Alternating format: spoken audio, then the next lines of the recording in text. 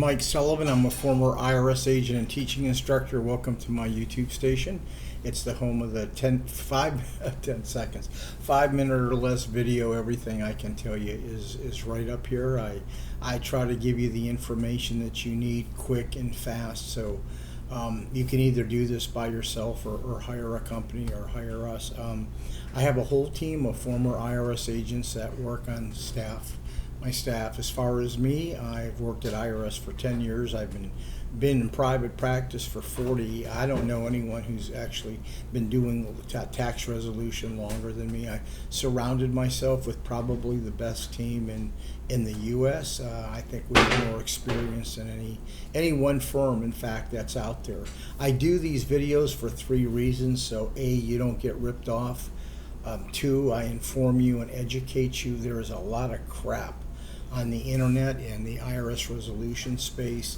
People have scripts, they have coat and ties, and they're saying this. Most of them are full of baloney. And I like to give you inside information from an IRS agent perspective. Today I'm going to talk about the offer and compromise, and I was a former revenue officer. I used to work the offer program. I taught the offer program. They used to send me to the regional office to go ahead and teach this program, in fact, to other people. I used to accept offers, deny offers. So what I tell you is really inside information today about how IRS drills down on an offer and compromise. It's valuable information to you. If you're going to do this by yourself or hire someone, you have to know what IRS is doing once they get that financial statement. You know, IRS doesn't have to accept, sorry about the stream. IRS does not have to accept offers. So if you're an agent within the offer program, it's actually better for them to reject it than accept it. And the reason that it's that way, very simple. It takes a lot of work, a lot of time, and if you're going to accept it, your manager's going to look at it, his manager's going to look at it, someone else has to look at it, and the case finally goes to the attorneys at district council to go ahead and approve your offer to make sure the validity of it and everything's true, because it is a covenant, and IRS is actually reducing tax, something that really only the offer and compromise program does.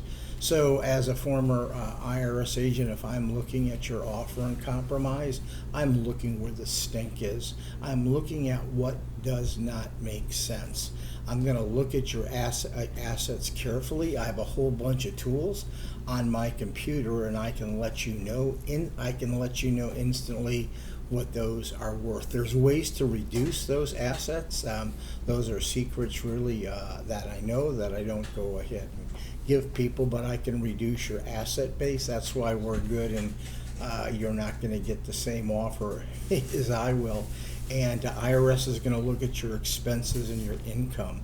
IRS is really going to look at the ratio of what you're spending and what your income is. They're looking for excess income over and above what they think that you should be spending. That's why IRS uses a national standard set up by the Department of Labor. If you're not familiar with the IRS national standard, if you're a do-it-yourselfer, you better look at that. If you don't know what it is, don't file an offer and compromise, because it's not going to go well for you. IRS is going to use this standard on you. There's 2 ways they check to make sure you're living and spending the money you should.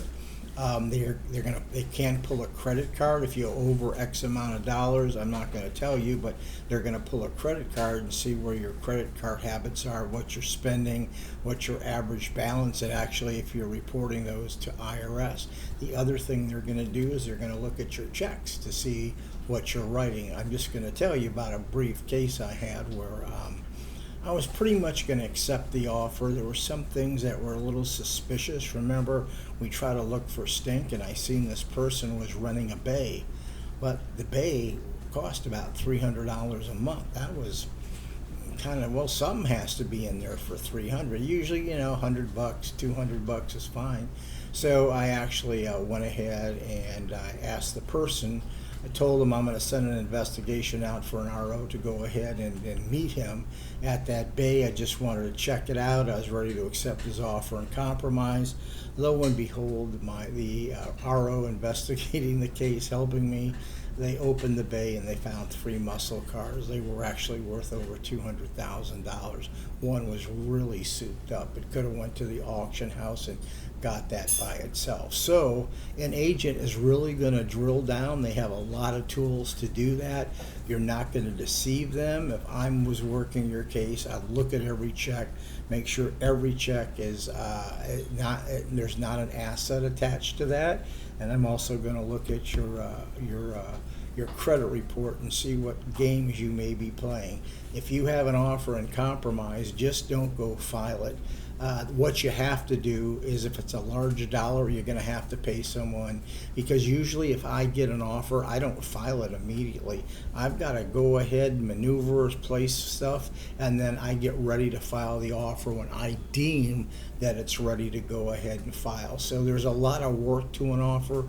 These companies who say they're going to just settle for this and that, they're full of crap, and don't fall for that. Anyway, if you want to retain us to work your offer, we are the best we can probably get, the lowest offer. If this information was good, how about giving me a subscription? That really helps me. I try to give you the information you need. When you get a subscription, YouTube kind of bumps you up, so I'd appreciate it. You can leave me a comment up there if you want to just leave me a comment, or maybe have a question you need answered, or say, hey, this is a great, can you do a YouTube on something like this?